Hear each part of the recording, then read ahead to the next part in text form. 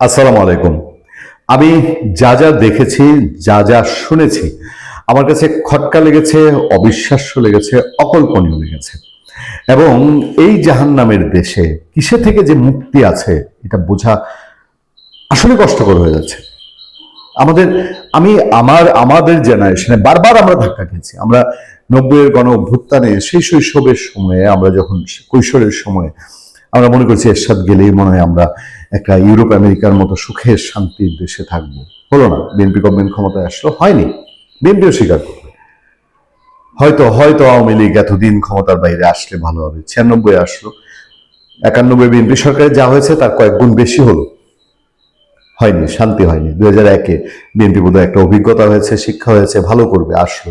4 দলীয় জোট সরকারের ব্যর্থতা নিয়ে ইতিহাস লিখতে গেলে এটা ওই ম্যাগনাম বধ বা পদ্মাবতীর যে রূপকথা নিয়ে সেই আলাউলের কাব্য, সেগুলো বৃথা যাবে। এরপর আবার কাঠখড় পুড়িয়ে 2 বছরের যন্ত্রণায় আবার বোধহয় এবার আওয়ামী লীগ বোধহয় শুদ্ধ হয়েছে, দেখি না। হ্যাঁ, শেখ হাসিনা কত বড় বড় কথা বলছেন, ডিজিটাল বাংলাদেশ, অন্যায়, দুর্নীতি, অনিয়মের বিরুদ্ধে, বিশেষ করে দুর্নীতির বিরুদ্ধে। 4 দলীয় জোট সরকারের বিরুদ্ধে তো দুর্নীতির অভিযোগটাই তীব্র হয়ে উঠেছিল। এইটার পরে বোধহয় একটা মুক্তি ঘটবে। ও মা, সে দেখি আরেক মহা এক সাংঘাতিক শাসন, যে শাসনের কোনো তুলনা হয় না। এবার আবার আশায় বুক বাঁধলাম।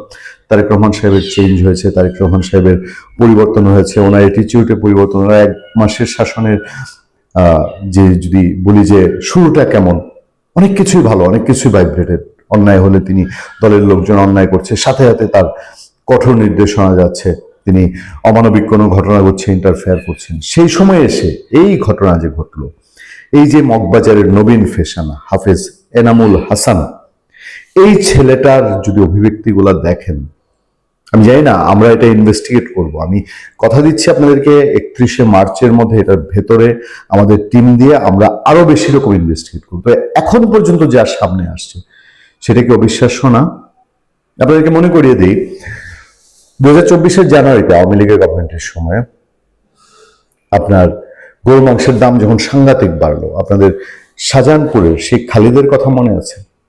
স্বল্প মূল্যে গরুর মাংস বিক্রি করতো, ন্যায্য মূল্যে, স্বল্প মূল্যে মানে বাজারে তখন 800-850 টাকা কেজি, সে 525 টাকা কেজি গরুর মাংস বিক্রি করতো। তারপরে এই কম দামে গরুর মাংস কিনতে গিয়ে বেচারার যান যায় যায় অবস্থা, যান কবুল অবস্থা। তাকে হুমকি দেওয়া শুরু হলো, সে থানায় জিডি করছে, র্যাব হুমকি তাদের গ্রেফতার করছে, কি বিতিকিচ্ছিরি কাণ্ড। আলটিমেটলি আমি জানি না খালিদ এখনো কম দামে গরুর মাংস বিক্রি করে কিনা, হয়তো করে, হয়তো করে না, হয়তো হারিয়ে গেছে। যাক, সেই আরেকজন খালিদের আমরা দেখা পেলাম, কিন্তু ভয়াবহ রূপে। মগবাজারের নবীন ফ্যাশন হাফেজ এনামুল হাসানের আমরা যে চিত্র দেখছি ভিডিওতে, তার দোকানটা বন্ধ করার, সেটাই তো অবাক করা।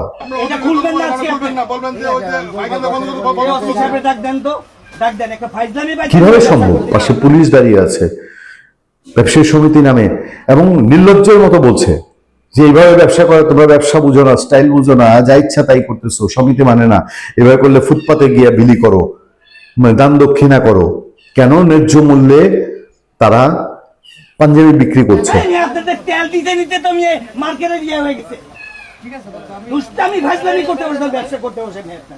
মানে এই হাফেজ এনামুল হাসান নবীন ফ্যাশনের যিনি স্বত্বাধিকারী, তিনি প্রবাসী মানুষ ছিলেন, প্রবাসে থাকতেন, দেশে আসছিলেন কোভিডের সময়ে। এসে তিনি বেশ কিছু উদ্যোগ নেন, তার মধ্যে একটা ছিল ওই নবীন ফ্যাশন। সেখানে হিজড়ারা, মাদকাসক্ত থেকে ফিরে আসা লোকজন, সুবিধা বঞ্চিত লোকজন, তারা সেখানে কাজ করে এবং সেখানে ন্যায্য মূল্যে জিনিসপত্র বিক্রি করা হয়। এবার ঈদে এসে তিনি একটা অফার দিলেন, সেই অফার হলো 2টা পাঞ্জাবি কিনলে 4টা পাঞ্জাবি ফ্রি।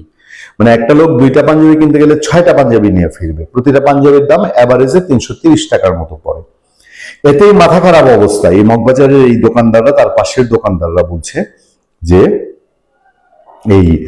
এই মার্কেটে 4,500 টাকার নিচে কোনো পাঞ্জাবি বিক্রি করা যাবে না, 1,500 টাকার নিচে কোনো পায়জামা বিক্রি করা যাবে না। এবং তার দোকানটা বন্ধ করে দিল। এবং কে দিল? যে অভিযোগ এই হাফেজ এনামুল হাসানের, সেটা তো আরো ডেঞ্জারাস। হাতিরঝিল থানা পুলিশ ওসি, তিনি আমাকে ফোন দিয়ে বললেন সাথে আপনি পেরে উঠবেন না, ওনার অনেক ক্ষমতা, অনেক পাওয়ার।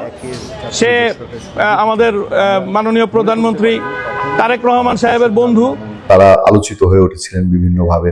তারেক রহমানের বন্ধু পরিচয় আমাদের জন্য, যদিও হাফেজ এনামুল হাসান বলছেন যে তারেক রহমানের যে বন্ধু পরিচয় দেয় এই মার্কেটে তারেক রহমানের নাকি একসময় দোকান ছিল, আমি ঠিক জানি না সেটা, এনামুল হাসান বলছেন।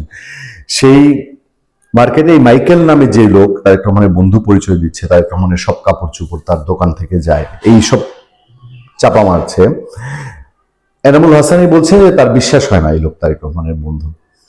আমার কাছে সবচেয়ে বড় প্রশ্ন হলো, এই লোকটাই যদি করে থাকে তাহলে তারেক রহমান নিশ্চয়ই খবর পাচ্ছেন। এত বড় ঘটনা যেহেতু ছড়িয়ে পড়েছে চারদিকে, আমরা অপেক্ষায় থাকবো আসল সত্য উদ্ঘাটন, এবং প্রধানমন্ত্রী নিশ্চয়ই নির্দেশ, তার নামটি এখানে যেহেতু এসছে, জড়ানো হয়েছে, যেটা তার গত 1 মাসের তার অ্যাক্টিভিটিসের সঙ্গে মিলে না।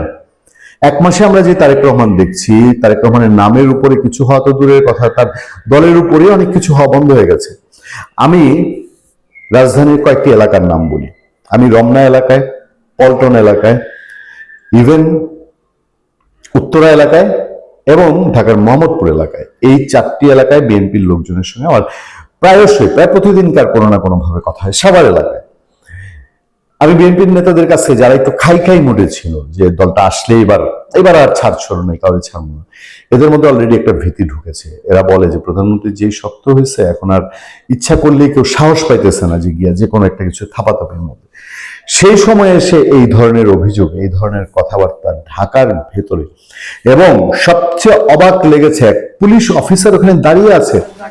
কোন আইনে, কোন নিয়মে, কার নির্দেশে একজন পুলিশ অফিসার গিয়ে একটা মানুষের দোকান কোন সুনির্দিষ্ট অভিযোগ, আদালতের অর্ডার ছাড়া এইভাবে বন্ধ করে দিতে পারে? সেই ছেলে হাফেজ এনামুল হাসান অলরেডি জীবনের হুমকি পেয়ে, তাকে এরপর তিনি যখন প্রেস কনফারেন্স করছেন, এই অভিযোগগুলো জানাচ্ছেন, তাকে সমানে হুমকি দেওয়া হয়েছে, এবং তিনি শেষতক রণে ভঙ্গ দিয়ে এই দেশের জন্য কিছু করতে ব্যর্থ হয়ে যান বাঁচানোর জন্য তিনি বিদেশ চলে গেছেন। এবং বিদেশ যাওয়ার আগে তিনি লাইভে আবারও বলে গেছেন এই ঘটনা ঘটেছে, এবং তিনি মনে করেন এটার সঙ্গে প্রধানমন্ত্রীর বন্ধু যে পরিচয় দিচ্ছে এটা সত্য না, ভিতরে অন্য কিছু আছে। তিনি এটার প্রতিকারও চাননি, বলেছেন এই হচ্ছে তার সারেন্ডার, তিনি কিছু করতে পারলেন না।